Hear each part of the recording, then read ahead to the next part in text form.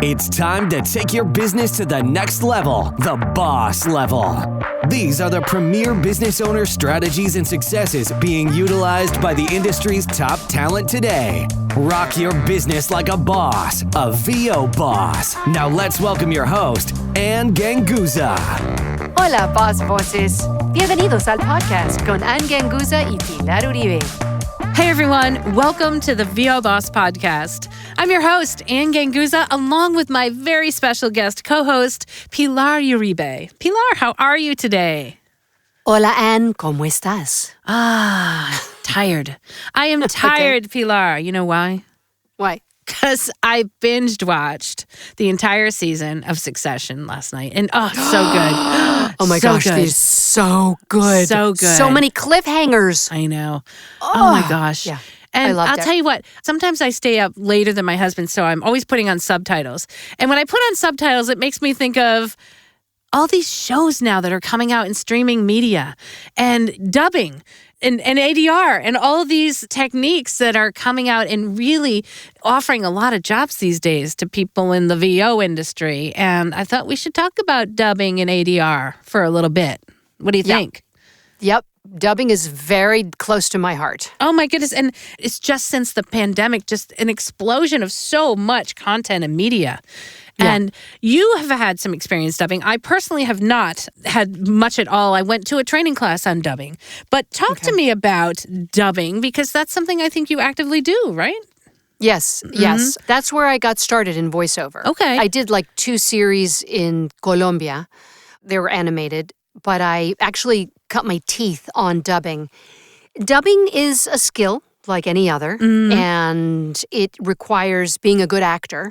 Wait, back that truck up again and say that. Very important, right? When you watch dubbing shows, and of course, what is the latest one when people are talking about the quality of the dubbing? There is something that was recently released, and we don't have to name it, but there was talk about how the dubbing was not great. There was not great actors. So I think acting is so important to be a good dubbing actor. Well, if you want to see examples of bad dubbing, just go to the Godzilla movies. Oh, yes. And it's hysterical. Oh, my gosh, you're right. Those are so funny to watch. But since Netflix is and HBO as well, and Amazon, since they have entered the marketplace, over the past couple of years, and when I started back in 2000, I guess I started dubbing in 2010. Netflix wasn't really doing that much. They've been doing more and more in HBO, and Netflix is just all over the place. They have so much content. So one of the things that they look for is, yes, are you a good actor? Right. Because you have to be able to portray what is being said in whatever language it is, whether it's, German or Spanish or Portuguese. Right. You need to be able to portray those same emotions. So it's kind of like, because I used to actually teach dubbing, it's kind of like you're like a one-man bandstand. Do you remember those figures of the monkey where they play the tambourine, they play the drums. Yeah, absolutely. All at the same time. You have to do it all. It's kind of like being a drummer. Because if you look at a drummer, he's got one beat going in one arm, another beat going in the other arm, and he's got 2 different beats going in his legs. His legs, yeah. So, Pilar, just to back up just a little bit, I want to make sure that, because we are going to talk about both dubbing and ADR, what exactly is dubbing? Let's just clear up the definition. Yes. So dubbing is when you have got a telenovela, say, or a movie in Spanish, and they are speaking in Spanish. And they want you to put your voice onto that person's body, basically, so it sounds in another language. Close as in English. In English. So if it's in Spanish, they want you to dub exactly what they are saying in Spanish into English. Right. Or vice versa. Or vice versa, yeah. Or any other language. Or any, because it doesn't matter. I mean, I've dubbed in Chinese, from Chinese to English, German, Swedish. It depends on the project. Do you dub mostly in English or in Spanish? Or both? I actually do both. Yeah, I do both. Yeah. I do more other languages to English because that's what the demand is, but I definitely do a lot of times English to Spanish. Okay. So basically when you walk into the booth and you are given a movie or an episode that is in whatever language it's going to be, and I will say this, just because I speak Spanish and French, that doesn't necessarily help you when you're dubbing. Sometimes it can actually be a hindrance because you're listening and you're going, wait a minute, they're not saying exactly what they're saying in English. So, yeah, there's translation there. Yeah, you do not have to know the language that you're dubbing at all for anybody who has that kind of question. We should clarify, too, you said when you walk into the studio. Now, this is typically done in a studio, right? It's not something that we can do remotely. Yeah, I would say when we went through the past 2 years, and everybody had to go inside, it was only remote. So I did a lot of things remotely. But ideally, they want you to be in the same studio because you are recording with the same mic and in the same environment. Got it. And that's when it really makes a difference. So a lot of times they would send kits out. The studios would send kits so everybody would have the same exact setup in their booth. Oh, got it. And you're talking about the same mic as what was recorded in the movie? Is that what you're talking about? Or No, because this is voiceover. So, whatever the movie is, they have different mics for that. Although, actually... that's what I was thinking. Like, they wanted to specify what kind of mic was being used. That's what I was thinking. Yeah, but that was, more so for just voiceover. Got it. So what's ironic is that, the Sennheiser was originally a mic used on sets. But generally for dubbing, they have their own extremely high-powered mics. I mean, I was in a session the other day and I was standing very far away from the mic, technically. Because here I'm standing pretty close to the mic and that mic picks up everything. I mean, that mic picks up a burp. That mic picks up a little breath, and it's just amazing. So, yeah, they generally want you to go into the studio, and so you get there, you walk in, and of course now with all the protocols, everything is, sanitized and wiped down, and usually you're asked to bring your own headphones. You go in and you watch a piece of copy, and the dubbing director will explain, and there's also the engineer. You mean you watch a video? Yeah, you watch a piece. Yeah, so you've got the mic in front of you, you've got the video, and so you're seeing it in the original language. Yep. So you get to see it. Now, here's the thing. Out here in LA, you actually get a dress rehearsal. The majority, I would say 99% of the time when I lived in Miami, I didn't get a dress rehearsal. It was just like... Oh, wow, go. That's tough. Get out of the stable and go, yeah. Because you have to match the lip. Right, movement. and you don't know what's coming. So when you're doing a character, but because I was doing so much of it, what I learned to do is after like an episode or two, I would see what that actor's rhythms were. So then I could mimic and kind of go with her breaths and where she did sighs and where she stopped. Because I was always looking at her lips. But I also, see, that's the thing. That's why I brought in the analogy of the drummer. So what are you doing when you dub? You are watching the screen. You are acting because you're doing what the other, what that character in front of you is doing. You are voicing, you're reading, and you're adding your own breaths. So you're also usually seeing this, I mean, at least that was the case in Miami, not so much out here, but you're seeing the script for the first time. Right. So you're doing all these things, you're employing more than one sense, and you're doing it without a dress rehearsal. Wow. So it's kind of intense. That's a lot. And I remember my class was just like that. I mean, we did not even really know the copy that was coming up when it was coming up, and we did not have a dress rehearsal. So it's a lot of things to do at once. And so what are the prerequisites for you as a voice actor that wants to get into dubbing? What sort of things should you do if you want to make this part of your career to get good at it? So the most important thing is listening and observing and putting yourself into that character's shoes for however long you are in the booth. So I played this character a while back, and it's out on Netflix now, and it's a terror series. It's literally terrifying. I said to my mom, listen, I'm going to give you the times that my character is there because I don't want you to see anything else because it's so terrifying. Oh. It's so scary. So I'm going to assume that you just did this one and that you had a dress rehearsal, so you had an idea of what the whole show was about, right? And I think that helps, right? Well, the dress rehearsal means you get to see the scene, but you don't really know what you're getting into because you haven't seen the moments before. You're just looking at when you are speaking as a character. Got it. So it's up to you to understand the vibe.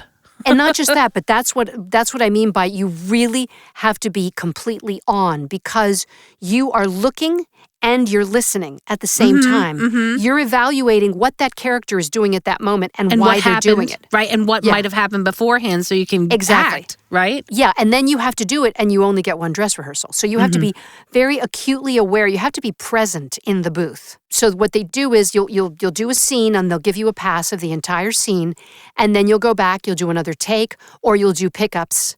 They do give you headphones, but if you have really good headphones, it's great to bring those with you because you have to hear every nuance with that character. Where are they breathing? Now, are they doing sentences at a time or just periods of time when this character is talking? Is there back and forth between dialogue from other characters? Oh, yes, absolutely. Yes. They will do an entire, let's say, 3 minutes of the characters going back and forth. So you have to also watch the other character and then react. Right? Absolutely. Yes, exactly. And so here's the thing. Back in the day, I used to get pieces of paper, and then they switched to the monitor. And now there's this thing it's a band, and I think it was invented actually in France, if I'm not mistaken. And it's a band that goes at the bottom of your screen. And most of the companies that I've worked for, the studios that I've worked for, they all use this.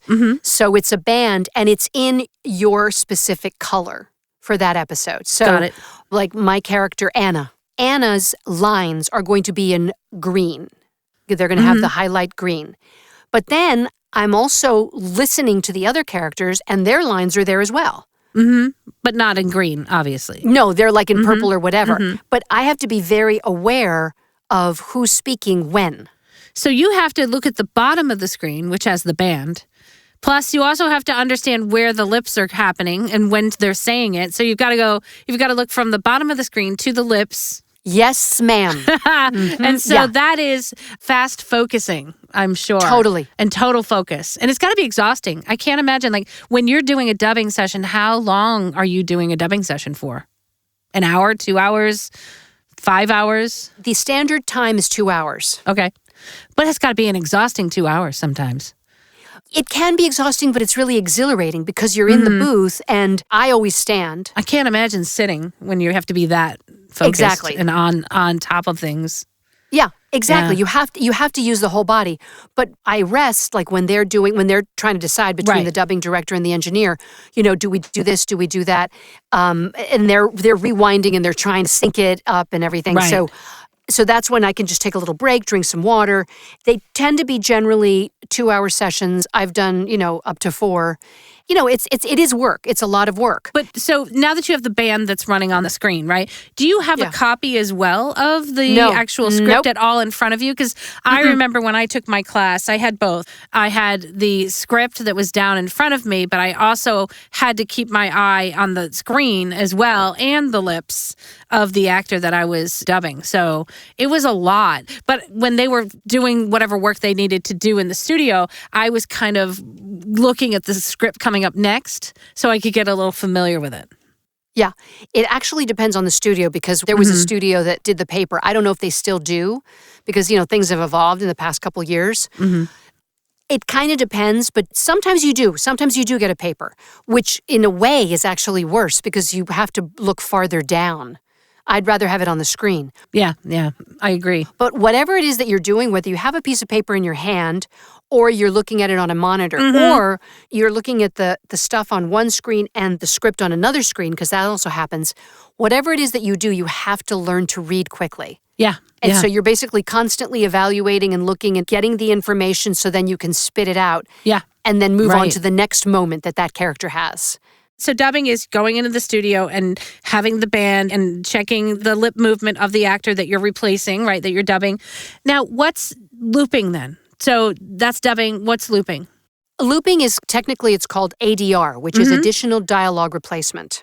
Like, so for example, let's say there is a scene where there are two people in a restaurant and they're outside in a cafe, in a little restaurant cafe in New York.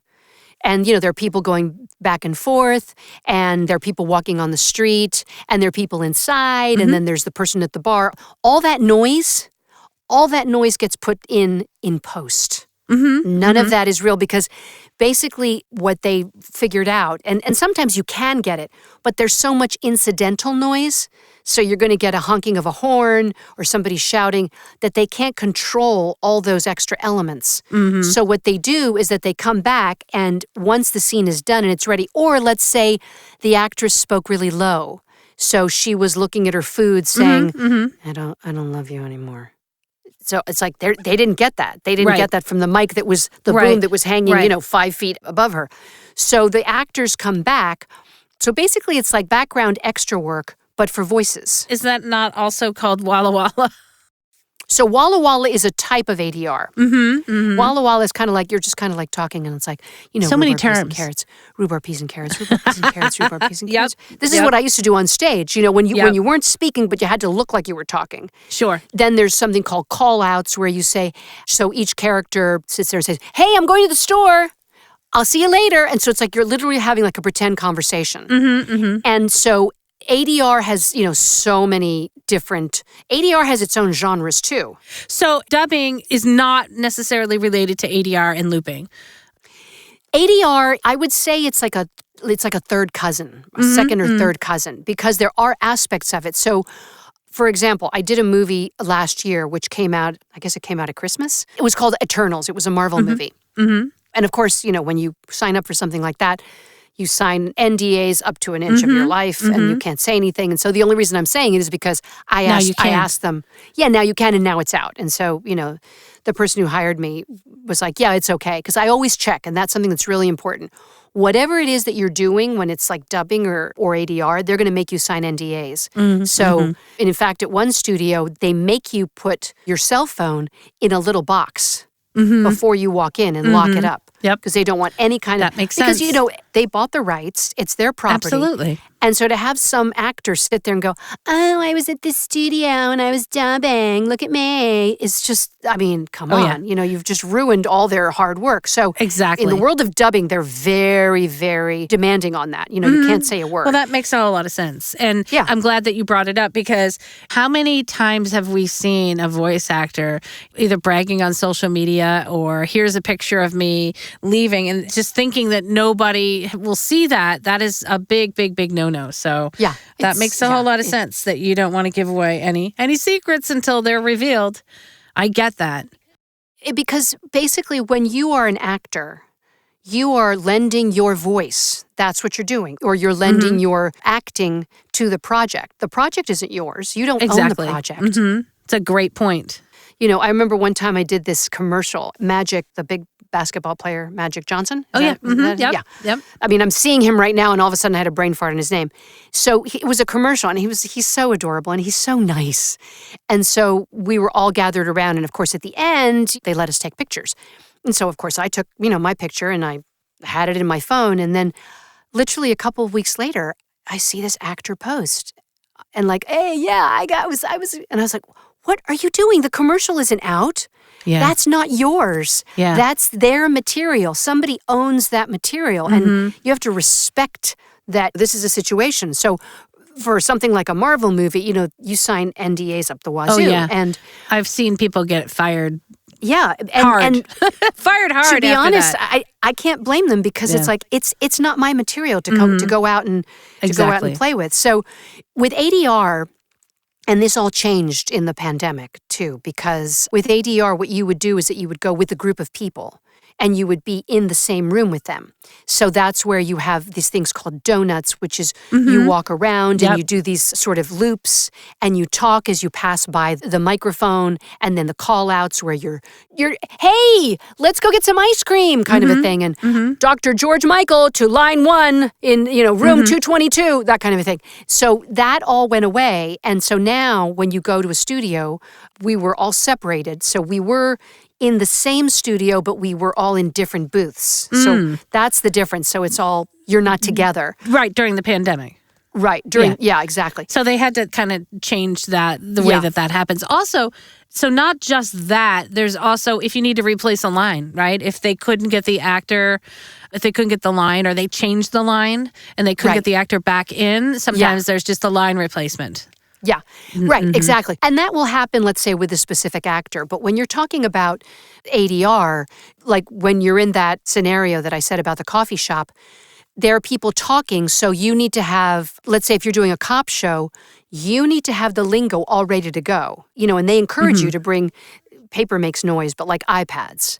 And then you have your Adam 24, that kind of a thing. Or Nurse Code Blue, so all the different genres have different language. So you have that ready. And then when you're called on, because you're just basically, it's like, okay, who wants to do this? And you just get up and you do it, and you do it in front of your mic. I don't know if it's gone back to the grouping, because I did something recently and we were still in separate booths. So I don't know if that's actually gone to the group thing again. But ADR basically takes care of all that sort of subtle murmuring that goes on. Gotcha. And so whatever it is that you do, and there are a lot of rules, like, you never want to have anything to do with God. There's a lot of, since it is all improv, because, it is, as we had mentioned before, about you want to be positive. That's another thing. That's another big thing. You want to be positive. You don't want to be negative. So there are a couple of different rules. You don't necessarily want to talk about the time of day. You don't want to say people's names or the actor or the character's names in the movie itself. That makes sense. Yeah. So you're constantly improvising. And so flexibility is key in ADR. So you can just get up in front of the mic and talk about this car that overturned in a tractor trailer and this and that. And you have a little cheat sheet. So you have little sentences or themes that you can expound upon. So they give that to you and you're just improvising off of that. Well, they give you the scene, but it's up to you to come up with the lines. Gotcha. It's like they don't give you the lines. So I took a class, my very first ADR class when I got to LA was with Johnny Gitcomb. So, for anybody out there who wants to do ADR, he's fantastic and he teaches you the ropes. So we did as if we were looping this one show that he had done, one of the many Planet of the Apes movies. And so, we had to sit there and see, and sometimes it was difficult because you didn't know who was speaking. So you had to be, eagle eye on these characters, saying who was speaking when and who was loud and who wasn't. So it's like a lot of, observation comes into play when you're doing ADR as well. And then if that's not enough, so there's the dubbing, there's the ADR and looping and walla, and then we also have audio description. Yes. Audio description is something that's similar but yet different. And that's also kind of, I feel like because there's more content out there, there's been a lot of work in this area as well with audio description. And there's just some really great instructors out there. I had Roy Samuelson as part of one of my meetups who came and talked about audio description. And there's some great groups out there that you can get involved in and learn from, and lots of work out there. So let's talk about audio description now. Yes, let's talk about it, because I will be honest with you, I am not that familiar with it. I know that audio description can be used for people who have trouble seeing. That's a lot of it. But it does have many uses, correct? Yes, exactly. So audio description will be describing the scene. It kind of happens along with the dialogue. Okay. And that is something that will be describing the scene as it's happening. And so that is copy that is provided to you. But, it is a skill, and it is something that I think you have to be quick on your feet in order to do it well. And I think you also have to add in acting, because you are really, for people who are not necessarily seeing the video in front of them, you are audibly describing what's happening in the scene, and you can't just be a robot doing that. Right. I feel like you've got to bring the experience to the listener. And so there is definitely quality of acting for audio description as well. For sure. Yes. For sure. And I'm looking at this, and it is definitely for people who have low vision or who are visually impaired. So you definitely have to have acting chops because you are the narrator for these people who can't see. Absolutely. So you are providing everything. You're being their eyes. Yeah, it's like audio drama in a way. Exactly. But you don't want to be overly... right? Dramatic, because not emoting, right? Yeah, right, exactly. Because obviously you're not overtaking the acting that's going on that they're listening to. You are simply describing the scenes and what's happening. So while you need to act, you may not need to act as if you are a direct character in the scene. That's for sure.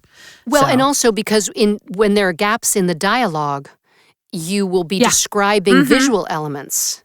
So you're going to be describing costumes, the action, the setting, the mountain in the background. And so you have to make that interesting, but you're not going to make it monotone, but you're also not going to go crazy talking about the mountain. Exactly. So Exactly. there has to be some kind of middle ground. So you're making it because you are the eyes for that person. So you have to be able to transmit the emotions that are going on. Yeah. So I'll tell you, all of these things that we have been talking about today really require someone who has acting experience, right? Or who is an actor. And I love that because that just really broadens the scope of what we can do as voiceover artists. And it really pinpoints the importance in everything that we do, that acting is a part of it. And so there's a lot of areas in which, as a performer, if you want to improve and up your game, you can have these opportunities if you just keep developing those acting skills and improv skills. And I just love that we're talking about where all these skills, we just had our episode on improv, how they can help you to really grow your business as a voiceover artist. So thanks so much, Pilar, for chatting with me about this. I love you just brought so much to the table for our listeners. So thank you for that. No, thank you. This was so much fun. Awesome. Well, I'm going to give a great big shout out to our sponsor, IPDTL. You too can network and perform like a boss, and find out more at IPDTL.com. You guys have an amazing week, and Pilar and I will see you next week. Ciao. All right. Bye. Join us next week for another edition of VO Boss with your host, Ann Ganguza. And take your business to the next level. Sign up for our mailing list at voboss.com and receive exclusive content, industry revolutionizing tips and strategies, and new ways to rock your business like a boss. Redistribution with permission, coast-to-coast connectivity via IPDTL.